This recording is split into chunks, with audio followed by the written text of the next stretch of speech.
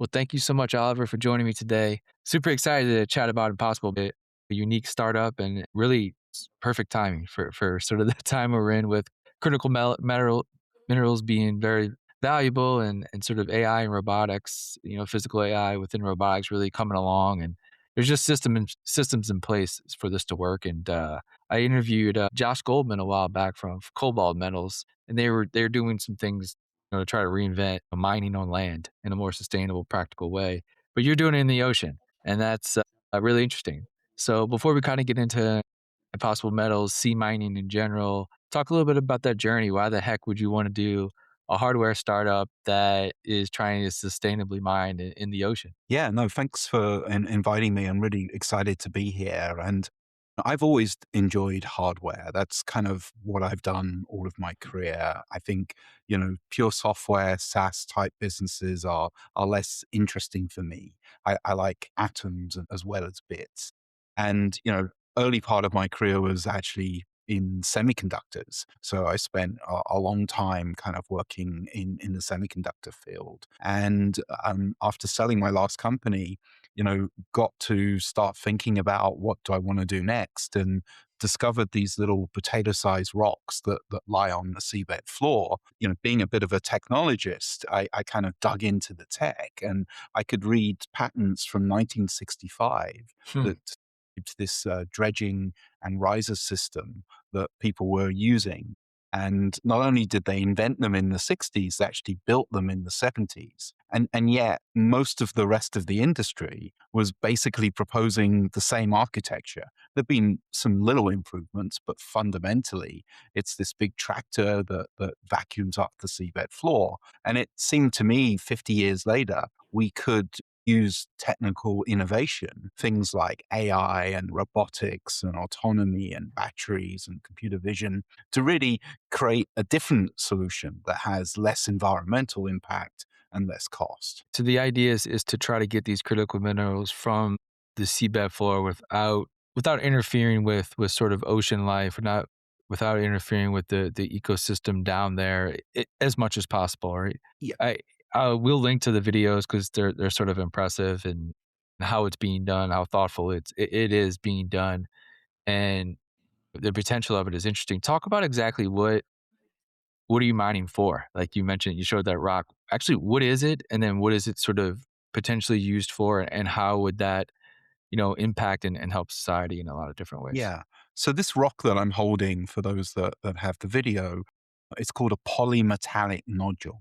So it's a potato-sized rock. They come in different sizes, just like potatoes, and they just lie on the seabed floor in certain locations.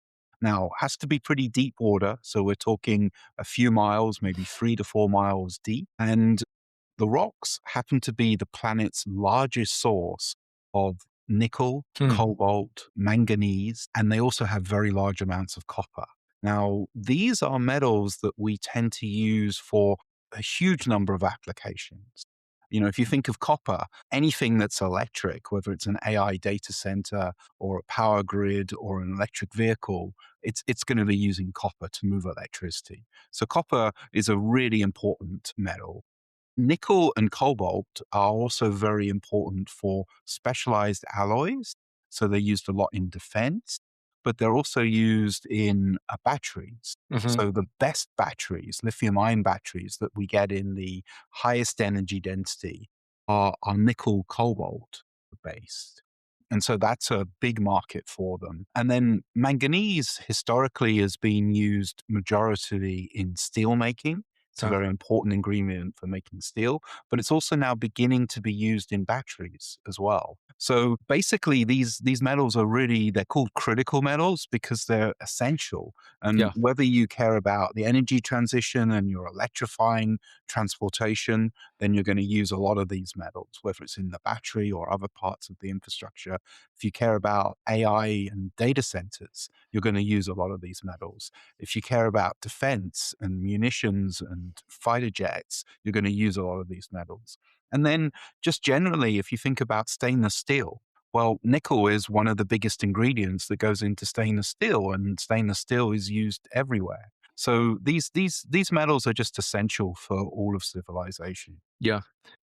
when you started this out, was it always gonna be sort of these autonomous robots, kinda sinking into the ocean and floating on top and using the AI cameras to just scoop them up with their So little arms? yeah, I mean, the first idea was like, we've got to use 21st century Sure. technology, right? Yeah. We cannot be using the same architecture that was built 50 years ago.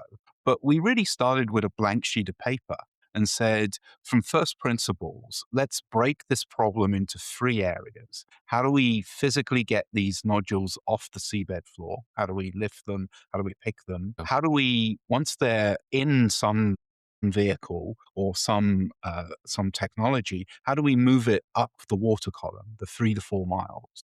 That's another area. And Sure. then the third area is once they're on the surface, how do we get them onto the ship and from the ship to shore for processing? So those were kind of the three key areas. And we went to first principles and we iterated in each area. What could we do? We didn't like the dredging and the vacuuming. We didn't like the riser system. We didn't like the ship to ship transfer. So we brainstormed and came up with many possible ways to do this. And then we scored each idea against an environmental scoring Mm. and an economic scoring. And ultimately, we put the whole system together. And that's what we now call the Eureka Collection System, which is this fleet of robots that hovers, it doesn't land, it has an array of arms, it has stereo cameras, and it picks the nodules one by one, avoiding any that have visible life on. And we can program how many we pick. And the Hmm. nodules get stored inside the vehicle. And then the vehicle itself uses its battery and buoyancy technology to move up and down the water column, where it's then, when it's at the close to the surface, it's then docked with another robot on the end of a cable with what we call a smart hook, which then pulls it onto the ship. So that's and we'll put a link to the 3D animation that kind of Yep. shows how this all works together. But it's really 21st century technology. You could not have built this probably even 15 years Yeah. ago. Yeah, that was the one thing I wanted to get to is the advancement in physical AI and everything that's came even since you guys went through Y Combinator 2022, I think, like, Yep. just within 4 years, right? I mean, Yep. the world has changed quite drastically just from that point. But before we get into that, real quick, I wanna go back to that potato rocks. You Yeah. mentioned all the minerals. Is that just in one rock, or you mean that's the possible areas around the world where you can use these robots to go pick those specific. So the beauty of these polymetallic nodules is that you get all four metals Wow. in one, Okay. Wow. and you also get them at quite high grades. So, the grade is, how much of this is actually the metal and how much is it things that are not as valuable, like, Yeah. iron or silicon or other things. And the problem on land is that we've been mining forever. And, Yeah. and so all the good stuff is It's all basically gone. it's all yeah. So we're having to go to these really remote locations Yeah. and get very, very low grades. A fraction of a percent, maybe 0.2, 0.3% of the metal we mine might be nickel or copper. And that makes it really expensive and really environmentally destructive. And because it's so remote, we have to build all this land infrastructure, the roads, the railway lines, the power, the infrastructure for the workers, telecommunications, all of that has to be paid for. Whereas in the ocean, we just reuse ships and ports. Right. So that's The why we the think we have a infrastructure is big, kinda there. Yeah, yeah, we have a for big that. cost advantage as well as an environmental advantage. I always thought about, it seemed to be, and obviously, look, the space economy will be big. It's starting to mature more and more every year. A lot of investment over the last, let's say, 10, 15 years has been towards space and the space economy. And then there's kind of this blue economy that's kind of sitting here. And like you said, there's not really a lot of innovation. But I guess, are you surprised that we kind of did the space economy first versus looking at the 70% of the world being water and say, "Hey, there's probably a lot of things we can do here that can help the species versus investing everything in space." Space is seen as sexy and interesting, but in some regards, it's easier than going to the deep ocean because these days you don't have to build your own rockets to get into orbit. You just have a transporter mission on the back of SpaceX. So that's drastically lower cost. And once you're in orbit, you know you have the advantages of, look, you can put out solar, you can get energy, you can easily communicate with radio waves, and you have to deal with the vacuum and you have to deal with some radiation potential risks. But in the ocean, it's much harder. A little more violent. Yeah, I mean, we have to deal with incredible amounts of pressure. You know, something like, 600 times the atmospheric pressure that we have at the deep ocean. And so we have to build things out of titanium and steel that just won't be imploded. And so that's a huge challenge that you don't have to worry about in space. We also, in water, radio waves basically don't work, and so we end up having to Hmm. use acoustic communications. So acoustic modems, but these are really low bandwidth, high bit error rates, and very, very long latency. So you're not sending pictures through an acoustic link. You're sending very basic status information like, here's my position, here's the status of the battery, this is what's working, or you're sending a command, abort mission. It's not the same as having real time HD video, which we Sure. can easily get from space. I think it's a complex environment and it's not as seen as being as sexy. It hasn't had as much investment, but we believe asteroid mining may be viable at some point in the future, Yeah. but deep sea mining is just about here. It's really, really close, and it's going to be a fraction of the cost. So I do want to kind of just talk about the advancement in just the 3 years or 4 years you guys have been doing this. What does that look like from 2022 to now? How the speed of development of physical AI and robotics and just AI in general, but either other technologies too. We leverage as much off the shelf technology as we can. About 70% of the vehicle is off the shelf components. It's a bit like, if you're building an electric vehicle, you're not going to make your own tires or steering wheel or compute board. These things exist. And although not a massive market, the market for underwater robots is growing. Hmm. They're used extensively for oil and gas, for kind of monitoring the oil and gas rig. They're also used for general marine science. People just want to study the marine environment. Yep. And increasingly, military drones are becoming a big, big market, just as all militaries are kind of moving to autonomous systems, as we saw with Ukraine and aerial drones. Underwater drones are also quite big. And so 70% of our components are just those, whether that's the battery pack, the compute boards, the thrusters, the sensors, the cameras. These are all off the shelf. They're rated at the depth. Now, we still have to integrate them into our vehicle. That's both electrically, mechanically, and we still have to write software for them. But that really gives us a leg up that we can move quickly. Now, there is 30% of the components, they don't exist. We had to invent them. And that's really what we've focused our effort on.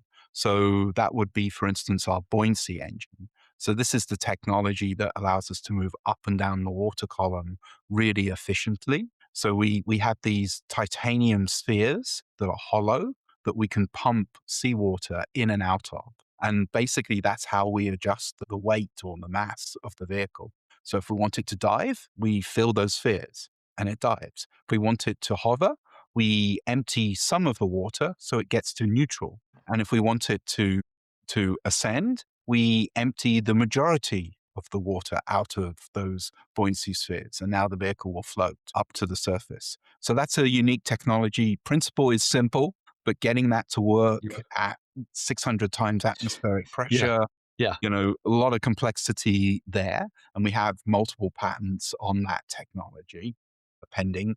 A second key piece of our technology is the robotic arms. Yeah. Now, there have been manipulators on underwater robots for forever, but they were designed like you might have one grabber that could move quite slowly, could pick up a sample, but it had quite a lot of strength. What we needed was an array of arms, and they needed to move really quickly because Yeah. ultimately we're about collecting as many of these rocks as we can. And so we took the concept of a delta arm, which is a robot where the muscles or the actuators are actually off the limb. So instead of having the actual motor or the muscle on the limb itself, you move them off, and that allows the limb to move very quickly. So we took inspiration from a factory pick and place robot that Yeah. is moving What it something remind me of, really, yeah. really. Some of them can move at about half a second from pick to pick. And we designed a version that would basically work underwater. So that's an innovation. And then other innovations are around our smart hook, our docking technology. That's pretty novel. We took some open source AI software and trained it up so that we can recognize the nodules in life. We have a big NVIDIA GPU actually on the vehicle. So those are really the areas where we've had to develop new tech from scratch, but then it's putting it all together. And as you said, in the 3+ years since we did our seed round in winter of 22, we've made considerable progress. We built Eureka One, which was our first robot that would go shallow depths, and we've now built Eureka Two. We've built the smart hook, and we've also designed Eureka 3, which is our full production size system that we're starting to build and test now. Amazing. I wanna kinda get into the environmental pushback that many will have, and I'm sure Yeah. you know, you obviously you've talked to a lot of people, I'm sure, and you've talked to that sector probably at length, but I guess you guys have kinda went, out of your way to be as cognizant as possible of the underwater environment, the ecosystem. I mean, it was fundamental when we started the company. As I said, we wanted to not only take cost out of the collection system, but also drastically reduce the environmental impact. And I want to be clear, we're not saying no impact. This is an extraction industry like all mining. We are removing some material. So there's always going to be some impact. But as I mentioned, civilization relies on mining. There'd be no technology, there'd be no infrastructure, there would be nothing without Yep. it. So our goal was to minimize that impact to be as low as possible. And the beauty that we had when we started the company in 2020 was that there already were scientists talking about the concerns they had with the dredging and riser system. They were talking about sediment plumes that would be formed. They were talking about loss of habitat and biodiversity loss. They were talking about noise and light pollution. And so we were able to take those as inputs when we were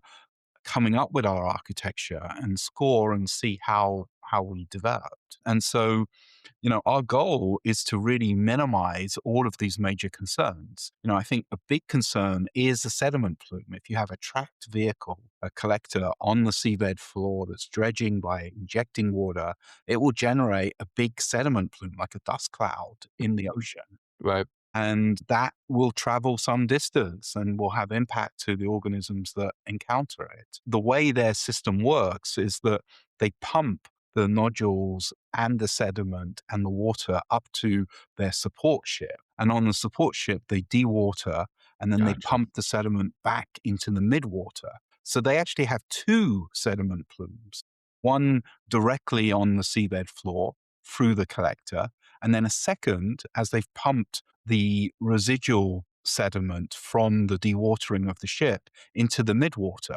And I think the midwater one is more concerning because the impacts to fishing and others, those are at the higher parts of the water column.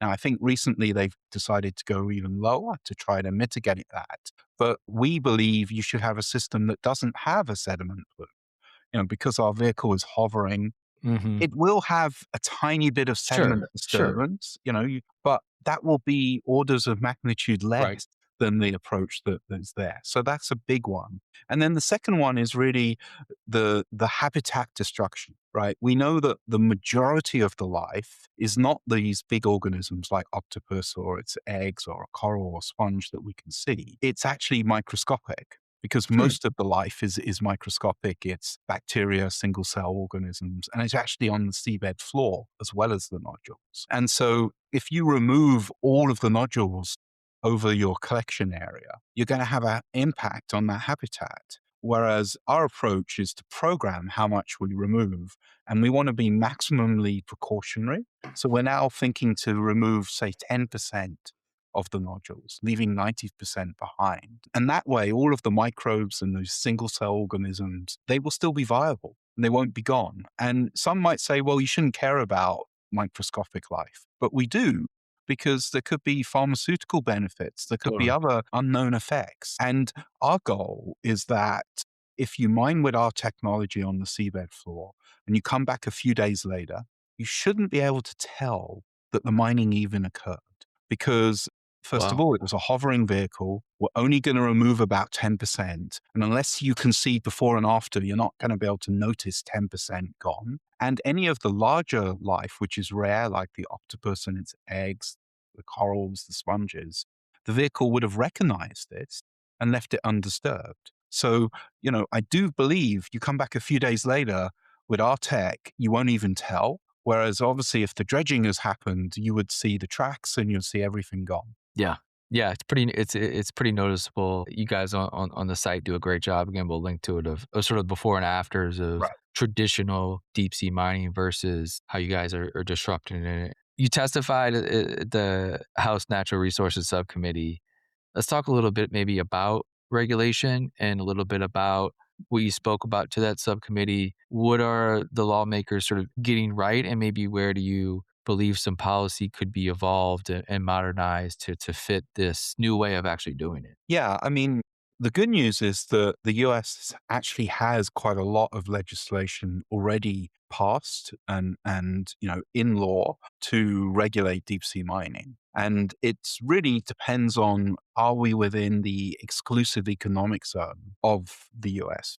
Right. Each country has about 200 miles, and that's known as off its coast as the exclusive economic zone, where the country controls those resources. And in the case of the US, there's a law. I think it's the same law used for offshore oil and gas, the Outer Continental Shelf Lands Act, and that is administered by the Department of the Interior, specifically the Bureau of Ocean Energy Management. And so no one had really used that law or asked for leasing of critical minerals. We did. We were the first company to really go and ask that. And it's to like start the process.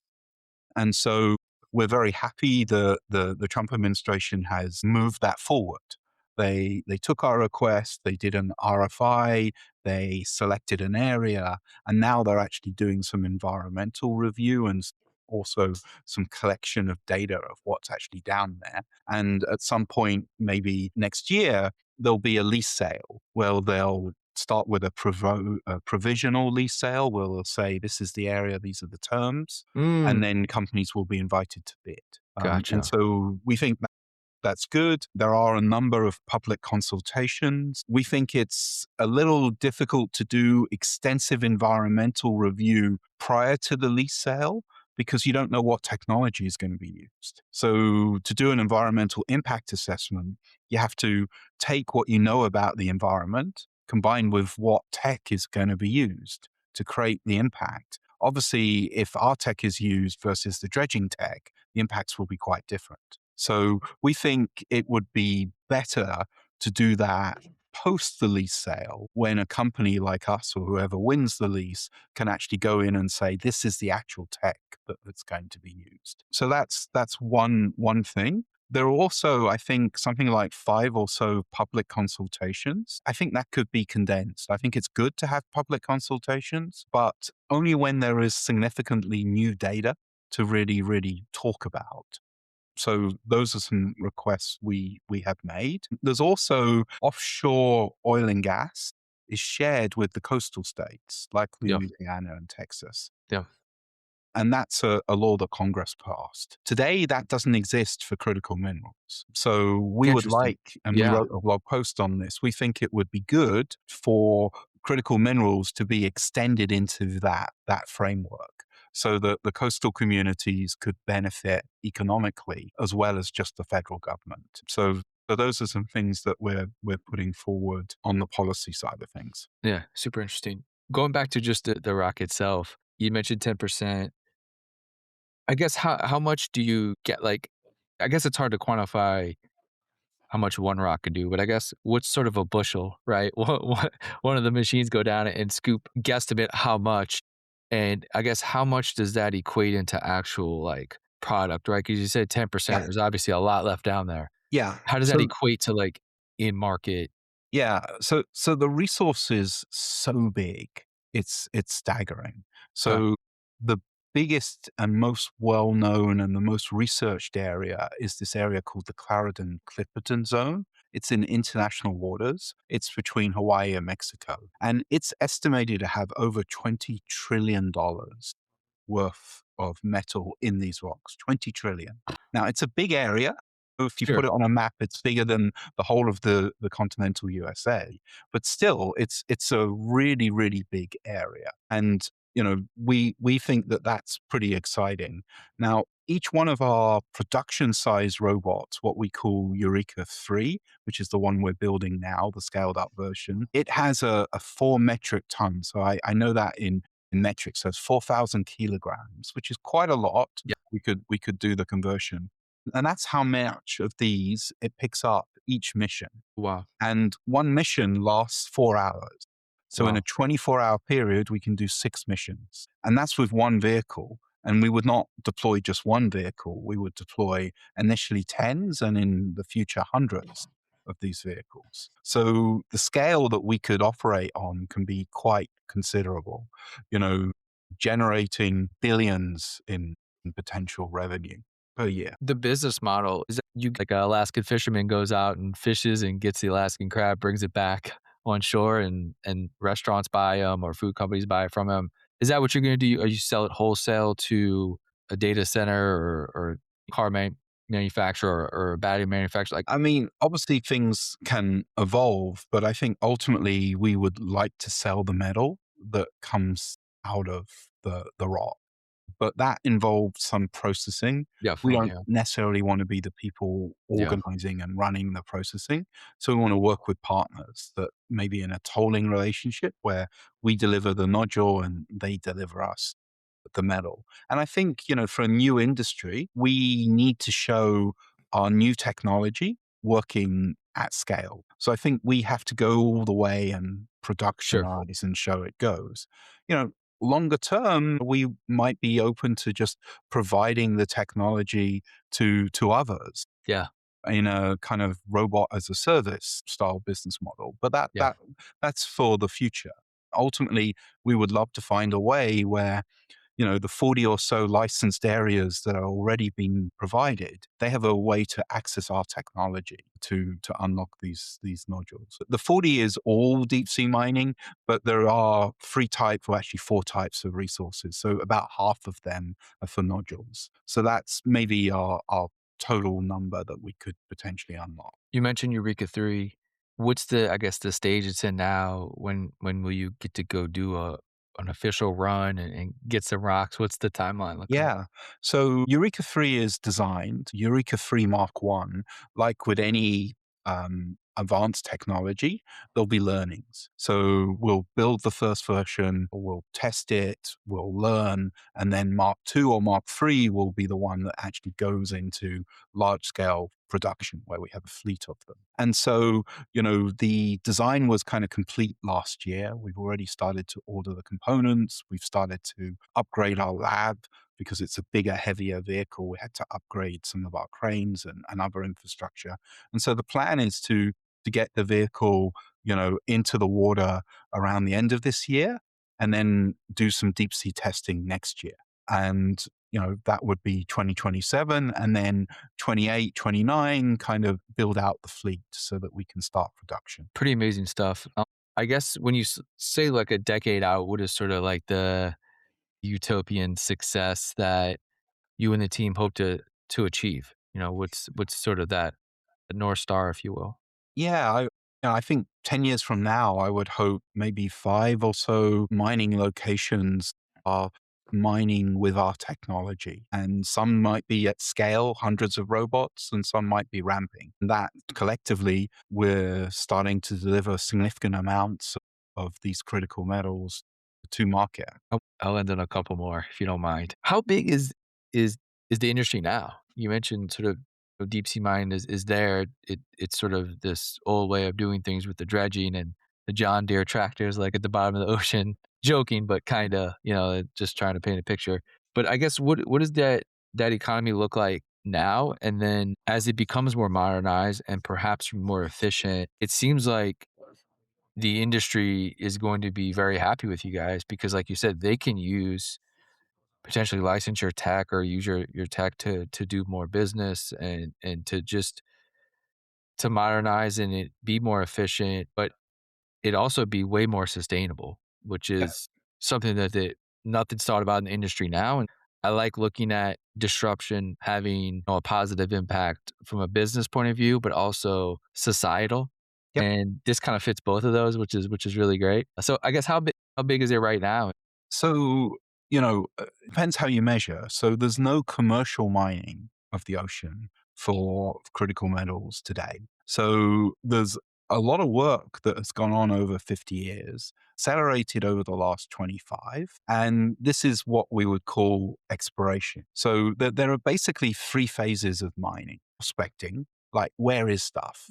That kind of happened a long time ago. And we already know basically where the core locations are. There could be more to discover, but we know basically the prospecting. The next step is exploration. And this is typically a legal step where you have to be granted permission to an exclusive area to do research. You need to research the environmental baseline because if you're going to do an environmental impact statement, you got to know what's there. And Yeah. that is as detailed as knowing the DNA of the bacteria. You need to measure the environment over, say, 3 or 4 years. So that work really started in 2020. And today, as I said, there's something like 40 licensed areas that have been collecting this work. You also want to accurately define the resource. You want to know precisely how much is down there. What are the grades? Where does it vary? What's the abundance? So that's what we call resource definition. And that goes with environmental baseline work. And that work started in early 2020. And there are many companies that have over 2 decades of collecting that data. So that's exploration.